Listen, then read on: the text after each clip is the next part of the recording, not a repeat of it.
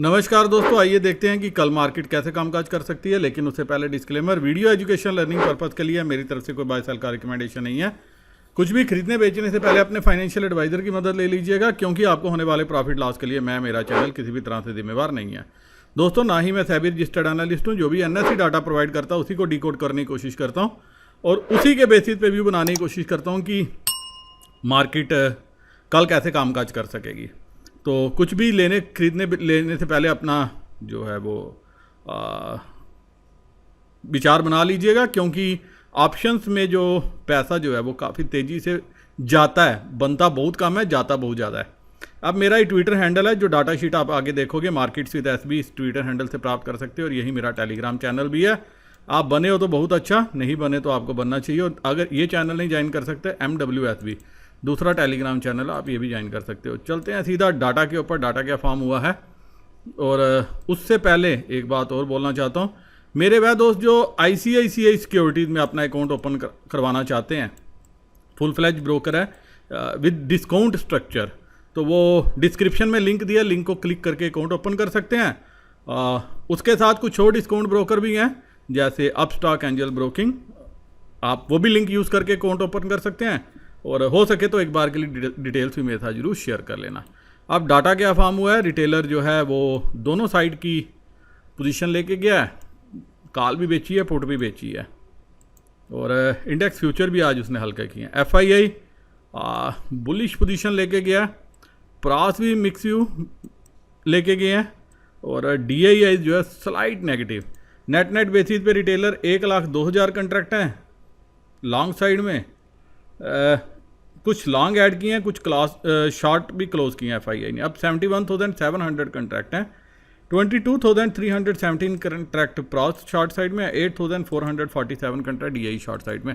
और मेरे वह दोस्त जो मुझे फॉलो करते हैं, वीडियो देखते हैं, एक बात थी जो शायद सबको समझ में आ रही होगी। मैं बोल रहा था कि डाटा बुलिश है, डाटा बुलिश है, डाटा बुलिश है।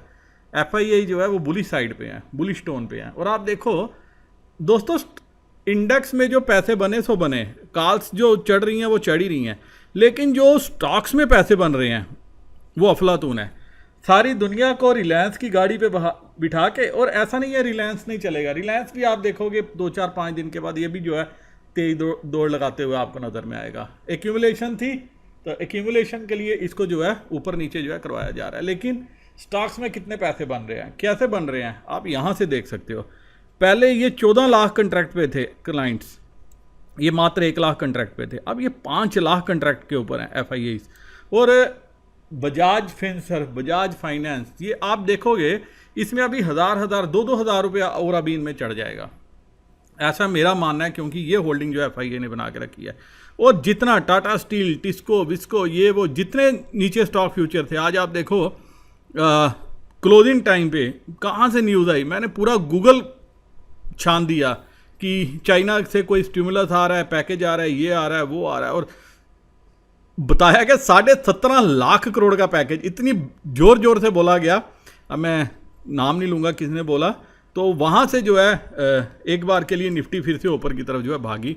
और जितने बेस मेटल थे बताया गया कि ये ऐसा हो गया, वैसा हो गया। और डॉलर को सुबह जितना बूम दिया गया, आप देखिए जाते जाते डॉलर वहीं पे पहुंच गया। और ऑयल भी आज 3-1% चढ़ा हुआ है, वो भी आप देखोगे 1-2 दिनों में फिर 110-115 के लेवल पे पहुंच जाएगा। तो ये सारी गेम्स हैं, जिस हिसाब से पोजीशन बनती है उसी हिसाब से धोते हैं। और इन सब के बीच में यहाँ पे आप देखोगे रिटेलर अभी भी FII बुलिश है स्टॉक फ्यूचर में। रिटेलर ने आज जरूर थोड़ा सा जो है अपना नंबर फिर से बढ़ाया। इंडेक्स पुट में 1,52,000 कंट्रैक्ट FII के पास है, 73,000 कंट्रैक्ट प्रॉस शॉर्ट साइड में, 1,12,000 कंट्रैक्ट रिटेलर शॉर्ट साइड में है। रिटेलर मतलब आज पुट बेच के गया 2,96,000 कंट्रैक्ट नेट बेसिस पे।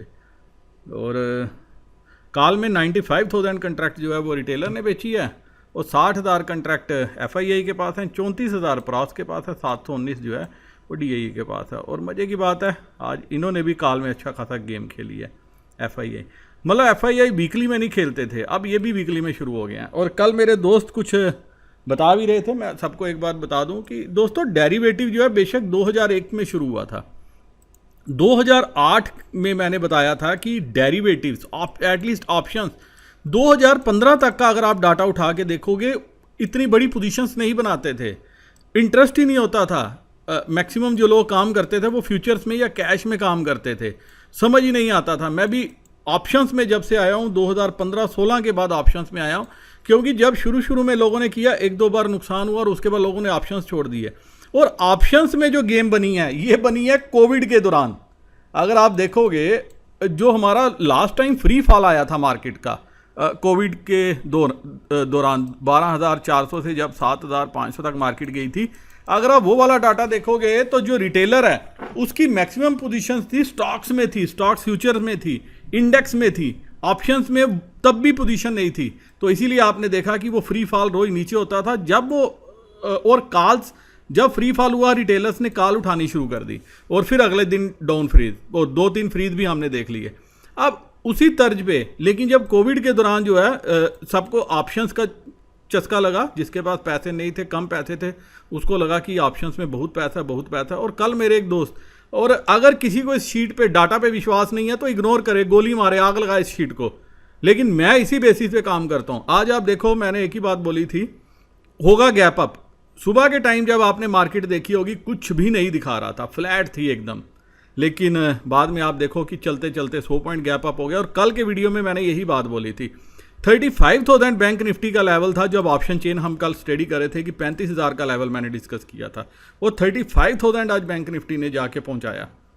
तो ये सारी, अगर किसी को समझ में आता है डाटा बेकार है, एनएससी गलत डाटा प्रोवाइड करता है, वो बेशक उसको गलत प्रोवाइड कर सकता है। इस डाटा के बेसिस पे अभी भी व्यू बुलिश है, और 16,500 सॉरी 16,500 16,900 ये टारगेट भी जो है बड़ी जल्दी, जो है जिस स्पीड से अभी चल रही है मार्केट, ये उसी स्पीड से पूरा कर सकते हैं। कब तक? जब तक रिटेलर थक नहीं जाएगा, दोबारा से 3-4 लाख कंट्रैक्ट पुट नहीं बेच देगा, तब तक ये क्या करेगी, मार्केट एक तरफा दौड़ लगाएगी। और एक चीज़ और देखो, आज भी रिटेलर दिन भर पुट खेलता रहा, वो आपको यहाँ से समझ में आएगा। बार बार मैं टेलीग्राम चैनल पे आज अपडेट कर रहा था, जो समझ में आ रहा था कि अगर मार्केट नीचे गई एक लेवल से, तो आपने देखा 16,100 की पुट 12 रुपये 80 पैसे के लो से 60 रुपये प्लस तक गई, और फिर वहीं से धराशायी हो गई, क्योंकि वहाँ पे जो है फिर सेलर बैठे थे। 21 लाख कंट्रैक्ट पुट में, 18-19 लाख कंट्रैक्ट शॉर्ट साइड में, 40 लाख कंट्रैक्ट ऑलमोस्ट अगर आप देखोगे तो ये किस में बनते हैं, पुट में बनते हैं। यही रीज़न है कि आज आपने देखा कि पुट में जो है, पुट वालों को रिवार्ड नहीं मिला, क्योंकि रिटेलर का आज जो माइंड था, कल जो माइंड था, वो सिर्फ पुट में लगा हुआ था, और कॉल में जो है उनका कम माइंड था। कॉल में जो है वो एक्टिव थे आपके प्रॉस, और पुट में कौन एक्टिव था, रिटेलर। ये आपको इस शीट से, इस डाटा से पता लगेगा। तो ये डाटा बड़े काम की चीज़ है। तो कल के लिए दोनों तरफ का मूव दिखा सकती है मार्केट, ऊपर भी नीचे भी, क्योंकि रिटेलर ने कॉल भी बेची है, पुट भी बेची है। अगर आप देखोगे, कॉल भी बेची है, पुट भी बेची है, तो कल दोनों तरफ का मूव आपको दिखना चाहिए। और एक दो चीज़ें और मैंने मार्केट में नोट की हैं, या तो फ्राइडे को पोजीशन जो है मार्केट मूव देती है, उस हिसाब से अगर एक तरफ ट्रेंडिंग मूव आता है तो आप पोजीशन कैरी कर सकते हो। और उसके बाद वेडनेसडे और थर्सडे, ये जो है आपके नॉन ट्रेडिंग डेज बन गए हैं, क्योंकि इस केस में जो है बड़े प्लेयर्स एक्टिव हो जाते हैं। अगर उन्होंने कॉल बेचनी होती है, कॉल बेच देते हैं और अगले दिन मार्केट को कंट्रोल करते हैं। पुट बेचनी होती है, पुट बेच देते हैं और अगले दिन कंट्रोल करते हैं। और एक चीज़ नोट की, जो ट्यूसडे को ट्रेंड बनता है, मान लो ट्यूसडे को उन्होंने ज़बरदस्त कॉल बेची है, तो वेडनेसडे को क्या करते हैं, वो ज़बरदस्त करके पुट बेच देते हैं। ये कुछ चीज़ें हैं, अगर आप भी कुछ एनालिसिस करोगे, नोट करोगे, तो उसको नोट करके रखना, आपको इससे काफ़ी कुछ जो है समझ में आएगा। अब चलते हैं बाकी पैरामीटर्स के ऊपर, देखने की कोशिश करते हैं कि बाकी पैरामीटर्स के इंडिकेट करते हैं। और अगर आप आगे का ऑप्शन चेन एनालिसिस भी देखना चाहते हो, तो दोस्तों उसके लिए 1500 रुपीज़ फीस है। तो आप पे करके, कैसे पे करनी है, मैंने टेलीग्राम चैनल पे बैंक अकाउंट नंबर दिया हुआ है। पे करने के बाद आप क्या कर सकते हो, स्क्रीनशॉट शेयर कर दो, फिर मैं आपके साथ वो टेलीग्राम मेंबर्स, टेलीग्राम चैनल जो है वो लिंक शेयर कर दूंगा। और आपके लिए यहीं पे करता हूँ वीडियो ख़त्म, और जिन्होंने आप जो मेंबर्स हैं उनके लिए अब आगे का पार्ट शुरू करते हैं। अब FII आज फिर से 925 करोड़ की सेलिंग करके गया, DII बाइंग करके गया। कहने को ये छोटी सेलिंग है, लेकिन they are again net sellers. तो वो यहाँ से कंट्रोल नहीं कर रहे, वो डेरिवेटिव से अब कंट्रोल कर रहे हैं। तो यहाँ से कब कंट्रोल करेंगे, जब वो डेरिवेटिव से उन्होंने पीछा छुड़ाना होगा। और इसीलिए आप देख सकते हो, मैं लिखा था कि कल एक गैप अप हो सकता है। डे हाई के आसपास है SGX निफ्टी चल रही है, और इसका मतलब प्लस जो है वो कल खुलनी चाहिए, कहीं 16,300 के आसपास ना खोल के बैठ जाएंगे। और यूएस मार्केट पॉजिटिव हैं, यूरोपियन पॉजिटिव है और बाकी सारी मार्केट अभी पॉजिटिव हैं। ब्राज़ील भी सभी 2-2% अप हैं। जैसे कल मंदी थी, आज मंदी छट गई है। ऐसा ही है न्यूज़ का बाज़ार, ये लोग गर्म करके रखते हैं। और आप ये देखो दोस्तों, 16,100 पुट जो है वो कवर भी नहीं की, 1,51,000 कंट्रैक्ट कैरी होके गई है। और 16,200 पे भी 5,364 पुट सारी जीरो हो गई। और काल में भी कोई प्रीमियम इतना नहीं बढ़ने दिया, ये इन द मनी में ज़रूर बढ़ गया थोड़ा थोड़ा। और 16,50 16,000 पे 16,100 पे देखो क्या बना। अब 14 जुलाई 16,132, तो मैं सीधा 16,000 पे चलूँगा। अब 16,200 पे पुट बेची है और 16,100 पे बेची है, 16,000 पे बेची है। ये सारा नंबर आज बिका है, रिटेलर बेच के गया। और 16,100 पे 21,000 कंट्रैक्ट है, 16,150 पे 12,000, 16,200 पे 23,000 कंट्रैक्ट है। यहाँ पे अच्छा नंबर है जो काल बेच के गए हैं। तो यहाँ से और यहाँ से बैलेंस पोजीशन बनाने की कोशिश की है। तो 16,000 यहाँ पे अभी राइटर्स कवर नहीं किए, जबकि 16,000 पे भी 4,750 कंट्रैक्ट है।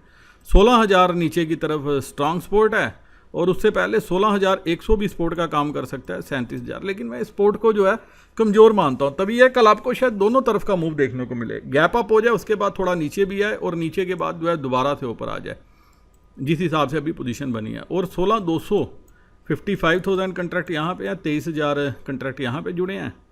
और अगर 200 के ऊपर खुल गई तो फिर 250 से 300 इस लेवल तक जाने की कोशिश करेगी। और अगर दोस्तों कल 16,300 के आसपास 250-300 के आसपास खुलेगी तो मैं शुरू में एक बार के लिए ज़रूर पुट ट्राई करूँगा। अगर एक बार मौका मिला, मार्केट ने डायरेक्शन दी 10 साढ़े 10 बजे तक के बाद कुछ ऐसा इंडिकेशन मिला, तो मैं यहाँ पे एक बार जरूर पुट ट्राई करने की कोशिश करूँगा। लेकिन अगर गैप अप के बाद सस्टेन करती है पहले 30 मिनट तक, तो फिर एक जो पुट है, जो पहला ट्रेड होता है, अगर आपको 150-200 पॉइंट का गैप अप मिल जाए 16,250-300 के आसपास और ये पुट सस्ते मिल जाए, तो आपको 20 से 30 रुपये का ट्रेड जो है शुरू में सुबह के 15 मिनट में ही मिल जाएगा। तो आप वो पुट आप एक बार ट्राई कर लेना 16,300 की। उस केस में आपका स्टिक स्टॉप लॉस होना चाहिए 16,330। इसके ऊपर अगर निकले तो आपको कुछ नहीं करना। और अगर गैप डाउन मिलता है तो गैप डाउन के केस में तो बाय करेंगे ही करेंगे। अब गैप डाउन मिलता नहीं मिलता वो एक बार देखना पड़ेगा, मॉर्निंग में क्या डायरेक्शन मिलती है और आज यूएस मार्केट कैसे क्लोजिंग देता है। और अभी सब कुछ ऊपर है, तो 300 का लेवल जो है एक बार शॉर्टिंग के लिए बेस्ट है with the stop loss of 16,330। अगर इसके ऊपर निकले तो फिर उस शॉर्ट से निकल जाना चाहिए। और नीचे उस केस में आप देखोगे 16,200 और 16,100 जो है वो सपोर्ट का काम करेंगे। तो जो ब्रॉडर रेंज है वो 16,000 से लेके 16,300 350 का ये रेंज रह सकती है। और यहाँ पे भी अच्छी खासी पुट बेची है हर लेवल पे, और यहाँ कॉल भी बेची है, और दोनों काम जो हमारे रिटेलर ने किए हैं। तो कल आपको दोनों तरफ का एक बार मूव देखने को मिल सकता है। अब बैंक निफ्टी में भी आप देखो कि बैंक निफ्टी बेसिकली क्या, आप ये देखो 1,31,000 कंट्रैक्ट 34,900 पे और 5 पैसे पे क्लोज हुआ है और कैरी भी हो गए हैं। मतलब जहां कल सिर्फ 300 कंट्रैक्ट थे वहां 1,31,000 आज के आज जुड़े, और पूरे का पूरा 600 तकरीबन 40 रुपये जीरो हो गए। क्या बोला जाए। और आप देखो कि पुट में क्या हालत थी और कॉल साइड में भी क्या हालत है। यहाँ सारी अनवाइंडिंग हो गई। अब यहाँ पे क्या है, चलते हैं सीधा 14 तारीख की तरफ। तो आज रिटेलर जैसे अब बुलिश होना शुरू होगा, किस लेवल पे होगा वो देखना पड़ेगा। तो 35,000 यहाँ पे भी राइटिंग है, लेकिन राइटिंग इतनी नहीं और बैंक निफ्टी में डाटा कम है। 35,000 के लेवल पे यहाँ पे पुट है, पुट रिटेलर बेच के गया। तो 34,500 नीचे की तरफ सपोर्ट और फिलहाल 35,000 रेजिस्टेंस है।